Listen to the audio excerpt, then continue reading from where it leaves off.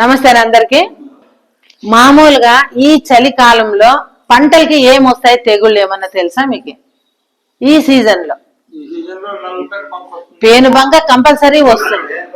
పేనుబంక వస్తుంది, పిండి నల్లి వస్తుంది, ఎర్ర నల్లి, ఇవన్నీ వస్తాయి కదా.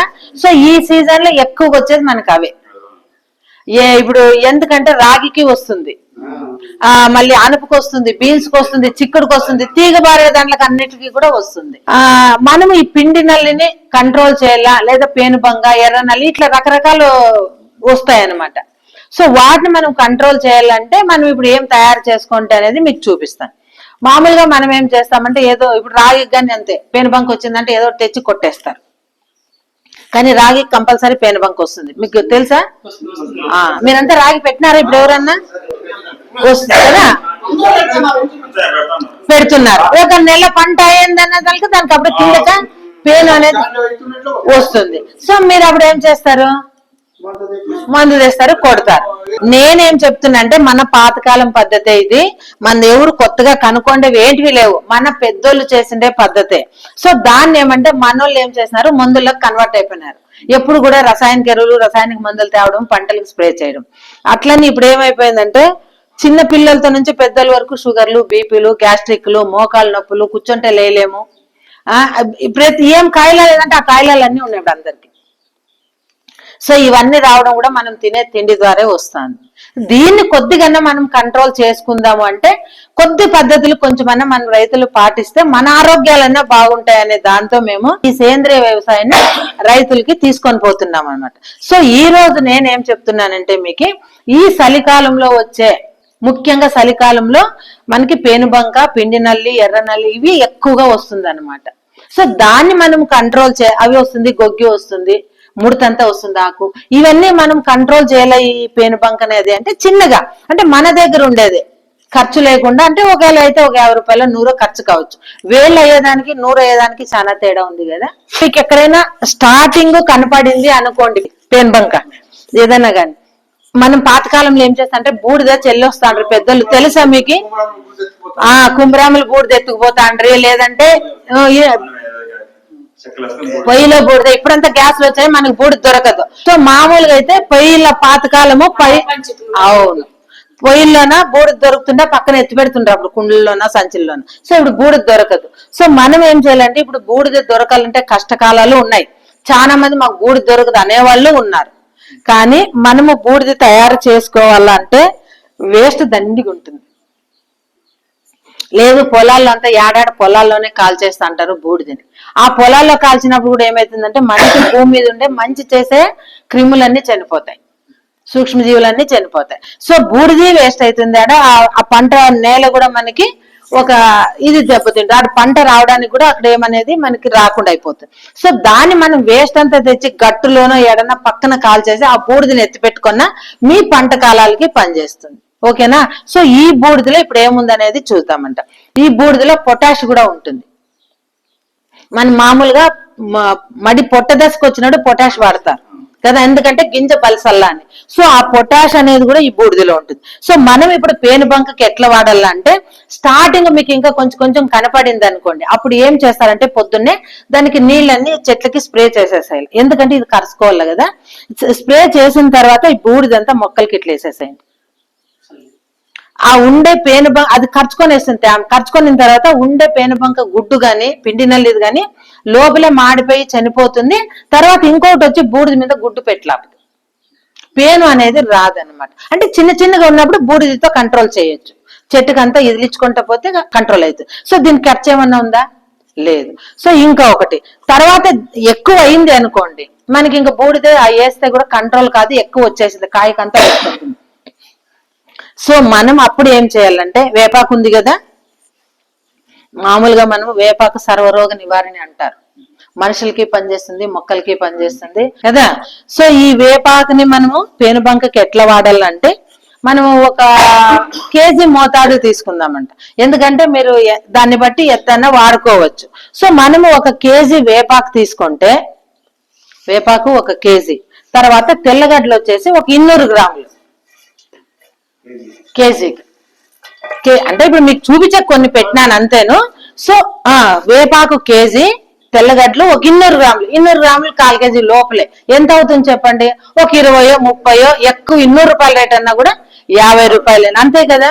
సో పసుపు ఒక 50 గ్రాములు, కొద్దిగా ఒక ప్యాకెట్ వస్తుంది 50 గ్రాములది, అంతే చాలు దీన్ని.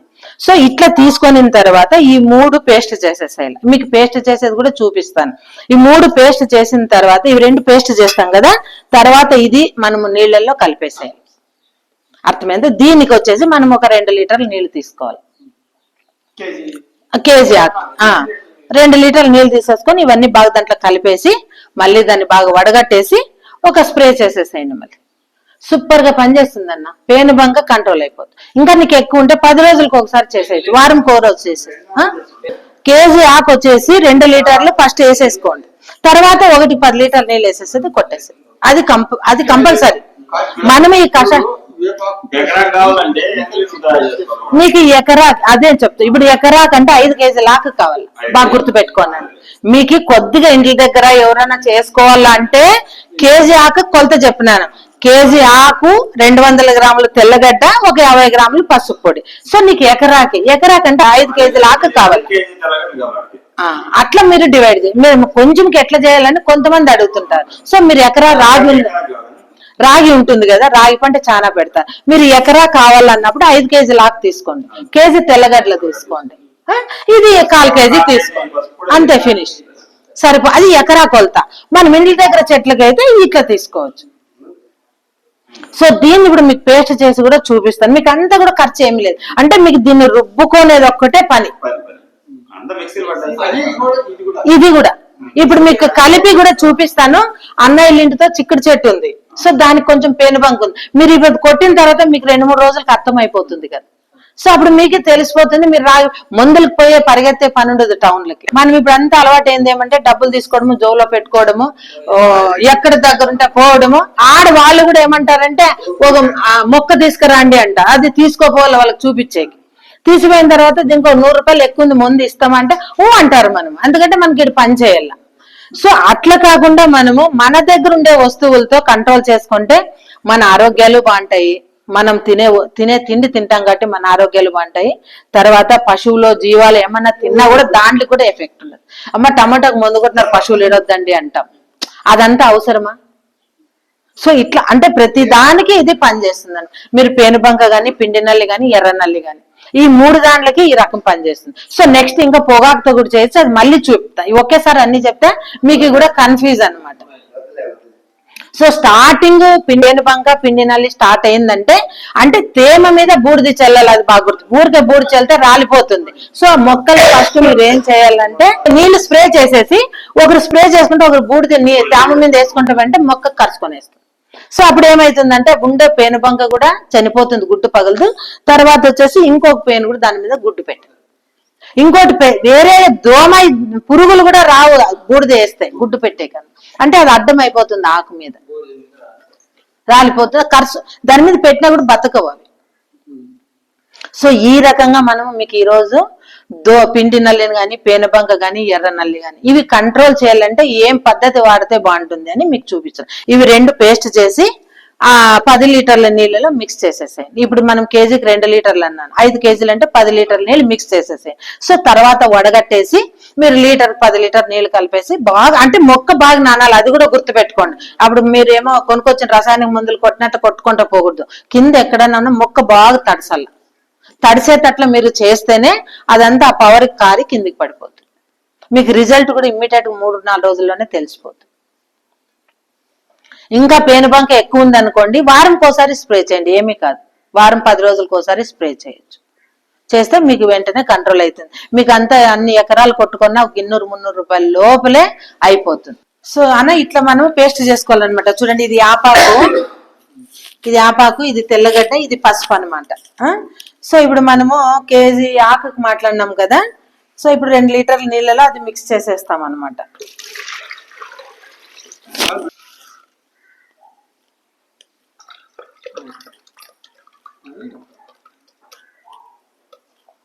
ఎంత వాసన వస్తుంది చూడండి.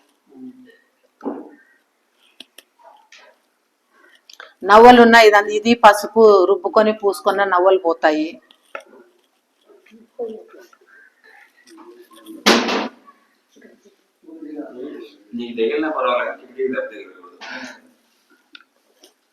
సరేనా? ఇప్పుడు 2 లీటర్ నీళ్ళకి మనం ఈ కేజీ ఆకు వేసినాం కదా. సో ఈ తెల్లగడ్డ, కానీ తెల్లగడ్డ చాలా పవరు. కొంచెం మీరు వేసేటప్పుడు కొంచెం మకానికి అట్లా ఎగురుకోకుండా చూసుకోవాలి. తర్వాత పసుపు 50 గ్రాములు పసుపు.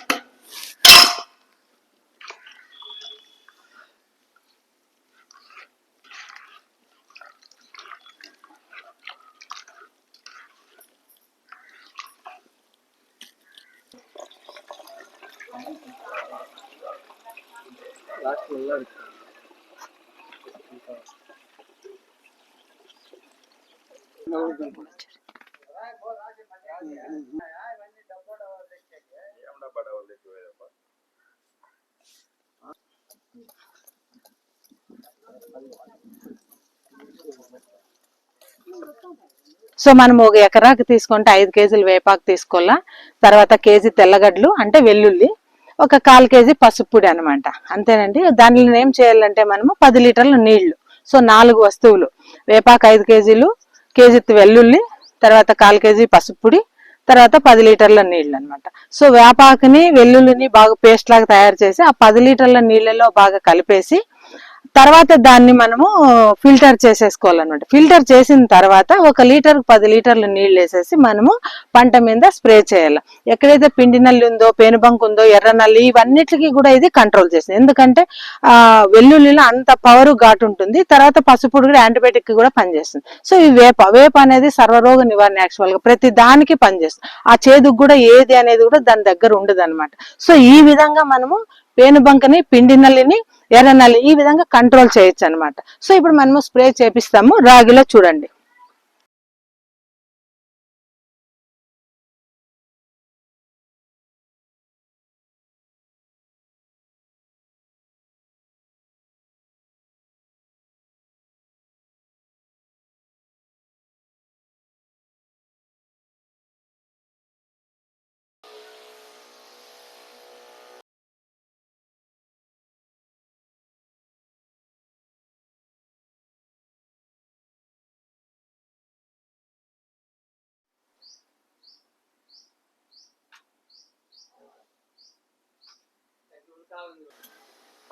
చూడండి, ఇప్పుడు ఈ జామ చెట్టుకి పిండి నల్లి ఉంది, బూడిద తెగులు, అన్ని రకరకాలు ఉన్నాయి.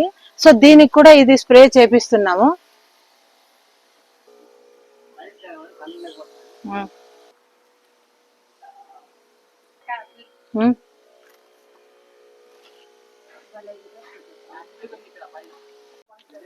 సో మనము ఈ పిండి నల్లికి చేసిన వేపాకు ద్రావణాన్ని మనము ఎప్పుడు కూడా మనం అంటే సేంద్రియ వ్యవసాయంలో ఏం కషాయాలు గాని ద్రావణాలు గాని ఏం తయారు చేసినా మనము 9 గంటలు 8 గంటల లోపలే కొట్టాలా, లేదంటే సాయంకాలం 5 గంటల పైన కొట్టాలి. అప్పుడే ఇది మనకి రిజల్ట్ అనేది కనిపిస్తుంది. మీరు ఎండలో స్ప్రే చేసినా ఏమి కానీ రిజల్ట్ అనేది ఉండదండి, ఎందుకంటే ఆవిరైపోయే గుణం ఉంటుంది. సో కాబట్టి మీరు మనం ఏమి చేసినా కూడా ఉదయాన లేదంటే సాయంకాలము మీరు మొక్కల పైన స్ప్రే చేయండి. నమస్తే.